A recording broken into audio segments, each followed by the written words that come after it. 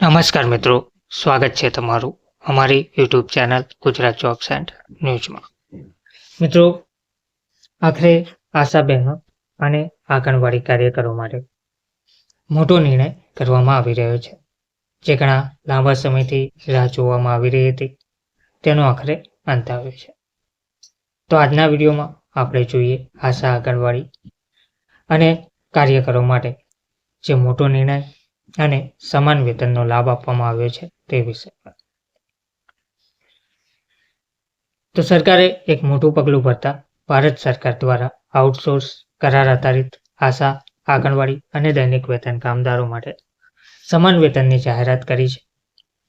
લાખો કર્મચારીઓના જીવનને સુધારવા માટે આ નિર્ણય લેવામાં આવ્યો છે. આ યોજના હેઠળ આ કર્મચારીઓને તમામ રાજ્યોમાં સમાન પગાર મળશે, જે તેમની આર્થિક સ્થિતિમાં સુધારો કરશે અને તેમને જીવન ધોરણનું સારું પ્રદાન કરશે. આ યોજના માત્ર કર્મચારીઓ માટે જ ફાયદાકારક નથી, પરંતુ દેશના સર્વાંગી વિકાસમાં પણ યોગદાન આપશે. સમાન પગાર કર્મચારીઓનું મનોબળ વધારશે અને તેઓ વધુ સમર્પણ સાથે તેમનું કામ કરશે. તેનાથી સેવાઓની ગુણવત્તા સુધરશે અને સામાન્ય લોકોને વધુ સારી સુવિધા મળશે. તો પ્રધાનમંત્રી સમાન વેતન યોજનાનો પરિચય જોઈએ. તો પ્રધાનમંત્રી સમાન પગાર યોજના એ એક મહત્વાકાંક્ષી કાર્યક્રમ છે, જેનો ઉદ્દેશ્ય કર્મચારીઓની વિવિધ શ્રેણીઓ વચ્ચે પગારની અસમાનતા દૂર કરવાનો છે. આ યોજના હેઠળ આઉટસોર્સ કરાર આધારિત આશા આંગણવાડી અને દૈનિક વેતન કામદારોને નિશ્ચિત અને સમાન વેતન મળવાપાત્ર રહેશે. યોજનાનું સંક્ષિપ્ત વર્ણન જોઈએ તો યોજનાનું નામ છે પ્રધાનમંત્રી સમાન પગાર યોજના. લાભાર્થીઓની વાત કરીએ તો આઉટસોર્સ કરાર આધારિત કર્મચારીઓ, આશા આંગણવાડી અને આંગણવાડી કાર્યકરો અને દૈનિક વેતન કર્મચારીઓ વગેરે. નવા પગાર ધોરણ ₹23,490 પ્રતિ માસ મળવાપાત્ર રહેશે. અમલીકરણ તારીખ ડિસેમ્બર મહિનામાં 2024થી શરૂઆત થશે. લાભાર્થીઓની જે સંખ્યા છે તે લગભગ 38 લાખ જેટલા કર્મચારીઓ આની અંદર જોડાઈ શકશે. યોજનાનો ઉદ્દેશ્ય આર્થિક સ્થિતિમાં સુધારો, નાણાં મંત્રાલય અને સંબંધિત વિભાગોના અમલીકરણ માટે. યોજનાનો જે મુખ્ય લાભાર્થીઓ છે તેમાં કર્મચારીઓની નીચેની શ્રેણીઓને આ યોજનાનો લાભ મળશે, જેમાં આશા વર્કર્સ, ગ્રામીણ આરોગ્ય, આંગણવાડી કાર્યકરો, સેવાઓની કરોડરજ્જુ સમાન, બાળ વિકાસ અને પોષણ ક્ષેત્રે કામ કરે છે તે કોન્ટ્રાક્ટ કર્મચારીઓ, વિવિધ સરકારી વિભાગોમાં કામ કરતા આઉટસોર્સ કર્મચારીઓ, બાહ્ય એજન્સીઓ દ્વારા નિમણૂક દૈનિક વેતન કામદારો જેઓ દૈનિક ધોરણે કામ કરે છે અને ચોથા વર્ગના કર્મચારીઓ જેઓ સરકારી કચેરીઓમાં સહાયક કામ કરે છે.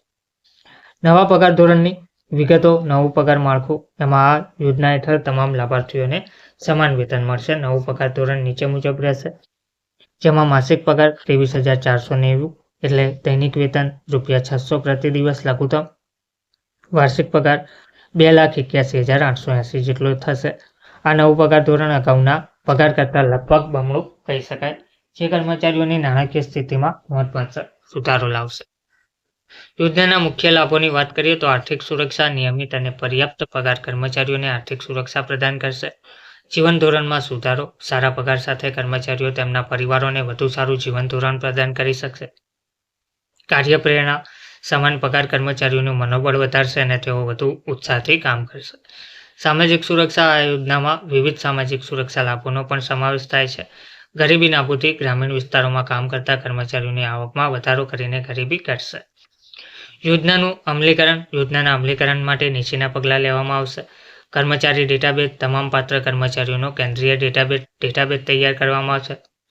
Bank account. દરેક કર્મચારીઓનું બેંક એકાઉન્ટ સુનિશ્ચિત કરવામાં આવશે. Direct benefit transfer DBT. પગાર સીધા કર્મચારીઓને ટ્રાન્સફર કરવામાં આવશે અને બેંક ખાતામાં મોકલવામાં આવશે.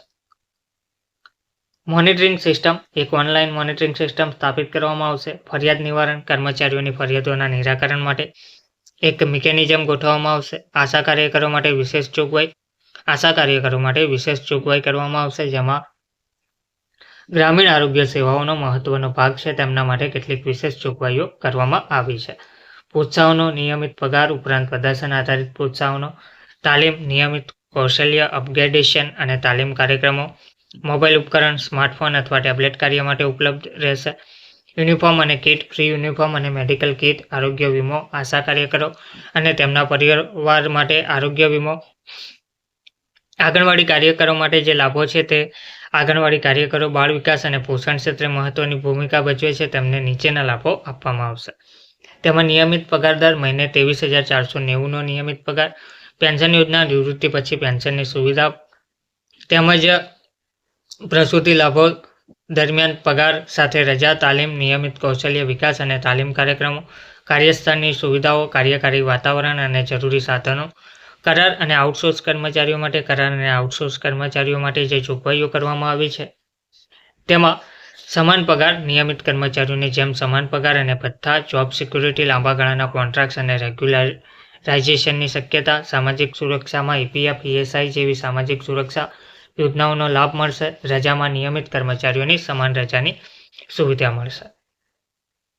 દૈનિક વેતન અને ચોથા વર્ગના કર્મચારીઓ માટે નીચે મુજબ સુવિધા આપવામાં આવશે. લઘુત્તમ વેતન ₹600 પ્રતિ દિવસ, નિયમિતતા લાંબા સમય સુધી સેવા આપતા કર્મચારીઓ માટે નિયમિત થવાની શક્યતા, બોનસમાં તહેવારો દરમિયાન વિશેષ બોનસ, અકસ્માત વીમો, કામ પર અકસ્માતો સામે વીમા સુરક્ષા, કૌશલ્ય વિકાસ, સારી રોજગારીની તકો માટે કૌશલ્ય વિકાસ કાર્યક્રમ વગેરે. યોજનાની અસરની વાત કરીએ તો આ યોજનાની વ્યાપક અસર થવાની અપેક્ષા છે. ગરીબી નાબૂદી, લાખો કામદારોની આવક વધારીને ગરીબી ઘટશે. આર્થિક વૃદ્ધિ, ખરીદ શક્તિમાં વધારો, અર્થતંત્રને વેગ આપશે. સામાજિક સુરક્ષા, કર્મચારીઓ અને તેમના પરિવારોની સુધારણા, સામાજિક સુરક્ષા મળશે. સેવાની ગુણવત્તા પ્રેરિત, કર્મચારીઓ વધુ સારી સેવાઓ પ્રદાન કરશે. તેમજ જાતિ સમાનતા પણ રાખવામાં આવશે. તેમાં મહિલા કર્મચારીઓની આર્થિક સ્થિતિમાં સુધારો થશે. ધન્યવાદ.